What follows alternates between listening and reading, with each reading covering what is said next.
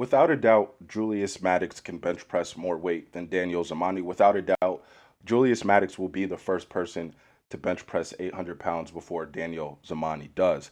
That does not necessarily mean, though, that Julius Maddox is stronger than Danial Zamani or that Zamani is weaker than Julius Maddox. Now, what Julius Maddox has been able to do when it comes to the bench press is absolutely ridiculous. And if he does bench press 800 pounds or anything above 800 pounds, he will probably go down as the best bench presser that has ever lived.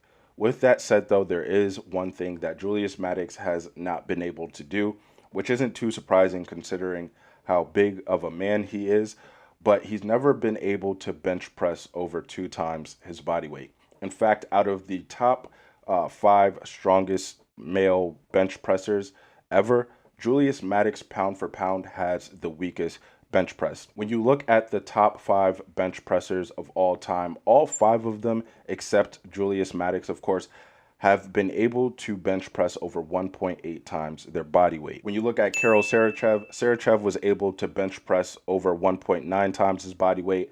Eric Spotto almost bench pressed 2.3 times his body weight.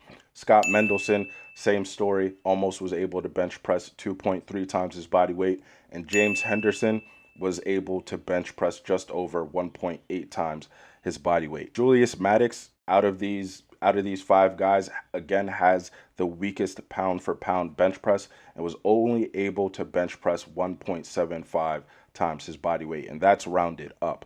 I mean, it's still impressive. Of course, anyone that's bench pressing over 700 pounds, regardless of their weight, has entered a realm of strength that is pretty much superhuman. I do think, though, that this is important to look at, especially when you're comparing Julius Maddox to Danial Zamani, for 2 reasons.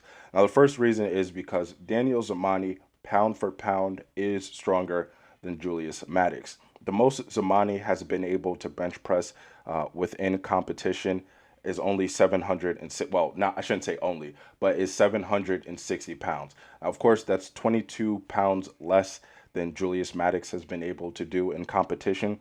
But the thing is, Zamani only weighed 309 pounds. And when you do the math on this, Zamani was able to bench press about 2.46 times his body weight in competition. Now, if we compare this to when Julius Maddox bench pressed 770 pounds, he weighed 443 pounds at the time. And when you do the math on that, that comes out to Maddox only bench pressing about 1.7 times his body weight. So you have to start to think, what would happen if Zamani at some point decided to add on 60 or 70 pounds to his frame? Do you think that he would get weaker, or do you think that he would get stronger? And that question kind of goes into the second reason why this is important to look at. Again, I just want to say Julius Maddox is a strong guy for sure. But if he wasn't as big as he was, if he was not 450 pounds, do you think that he would even be a contender for one of the best bench pressers that ever lived? For example, if a guy like Scott Mendelson, Spotto, or Sarachev got to the size that Maddox is, they'd probably, keep their strength. If not, they'd get stronger. I can't say that it would be the same thing if the scenario was reversed. Like if Julius Maddox at some point decided that he wanted to drop 100 pounds, his bench press would also drop as well. His performance on bench press, his strength, everything would drop as well, and he would not be able to compete with somebody like Danial Zamani. But guys, that's just my opinion. You guys let me know what you think in the comment section about this. And based off of this video, do you think that Danial Zamani is stronger than Julius Maddox, or do you still think that he's weaker than Julius Maddox? As always, guys, thank you for watching. Make sure that you do like the video, subscribe to the channel. I'll see you guys later.